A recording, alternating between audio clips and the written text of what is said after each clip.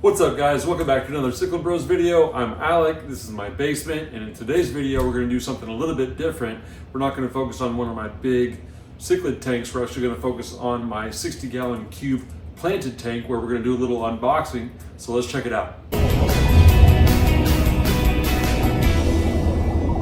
Before we get to the unboxing, I figured I'd give you a little overview of how the basement fish tanks are doing.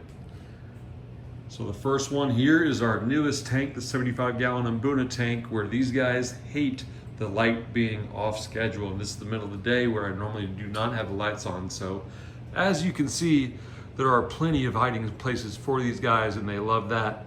And they definitely do like to hide whenever I turn it on in the middle of the day. So you can't really see them right now. And you can also see there's a lot of film and algae on the glass. I'm waiting for another flipper to come in the mail so I can clean this off, make it look a little better.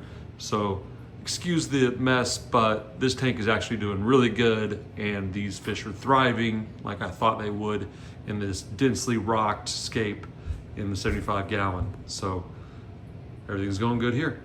And next to that, my wet pet, the Black Nasty in the 180. If you remember my last video, we switched the Black Nasty from a 40 breeder, which was where the 75-gallon was, into his own 180, which he doesn't need 180 gallons yet, but also it's good for him. It's gonna accelerate his growth rate, and he's really come out of his shell. He's really fun, a lot more personable, a lot less skittish, and he is already growing really well. The fins, the trailers are really growing. Can't wait for him to get full size and really occupy this whole tank. But everything's going great once again in the 180. And next to the 180, the 220 Central American tank, we got all Vieja in here. 5 Vieja Senspillum. We have a Vieja Maculicata right there, the black belt. Next to him, we got the Vieja Finestratus right there. He's pretty gray, but he'll color up more. And in the back, the showstopper everyone loves, the Vieja Argentea, the silver cichlid, but he likes to hide. This tank is doing pretty well.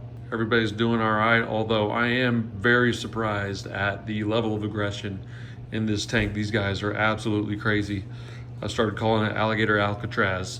They are so mean to each other, but really there's never any damage.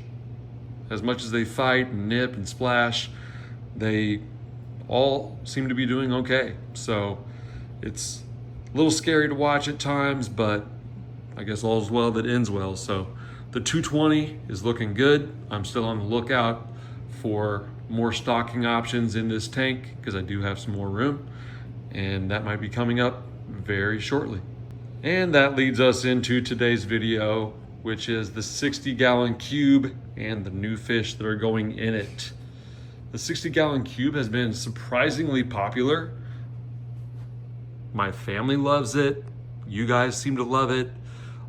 It's just something unique, something different, and I like it too. It's still a work in progress, still trying to fill in the vertical space of the tank. I had some stem plants that were really doing that well, growing out well, but as you can see here, these stems are completely bare. I don't know if my Amano shrimp were just munching on all the leaves too much and kind of picked them all off, or what it was, but the stems plants really did not make it. But I have some other plans. You can see the jungle val on the back starting to fill in vertically a little bit more.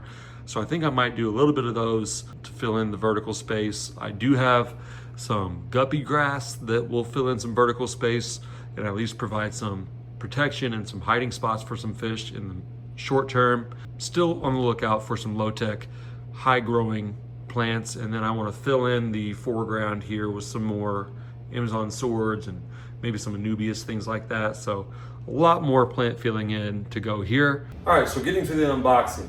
I got these fish from one of my favorite online retailers called Flip Aquatics, which I'm a big fan of shrimp keeping. If you remember, I had some shrimp tanks in the past where I ordered a lot from Flip Aquatics. They're the best online retailer for live shrimp. And they also have a lot of really good nano, low-tech plants and fish. And that's where I got it from, so let's get to it. I have one bag. They're all nano fish, but they all look like they're alive. These are called Peacock Gudgeons. These are really cool looking. They're kind of miniature gobies, very colorful, really awesome, peaceful fish, so they go well with shrimp and any fish that won't be overly aggressive with them or outcompete them for food.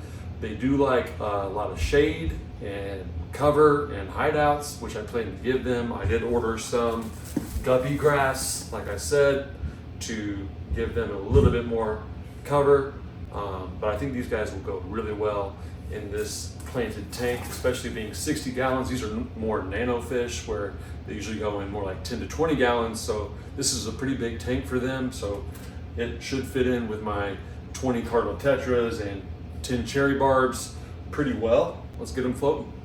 We're gonna let the gudgeons float for about 30 minutes or so. This is kind of a unique situation where normally we want to temperature acclimate the fish because typically it's too cold outside, so they need to acclimate to the warmer temperatures.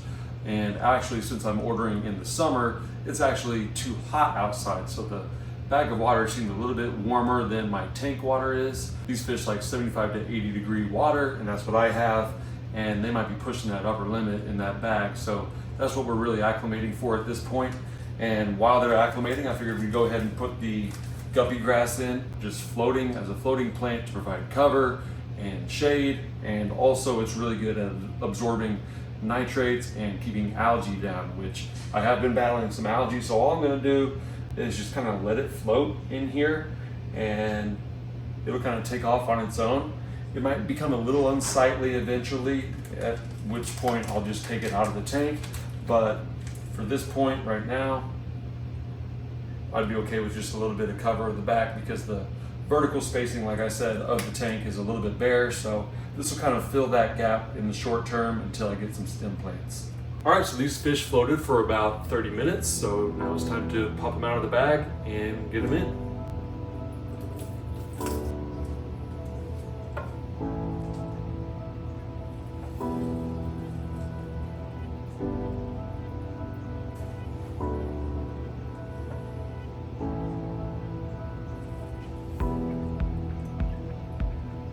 All right guys, so these fish have been unboxed and acclimated. They are now in the tank, so let's give them an hour or two to get settled in. We'll come back and see how they're doing.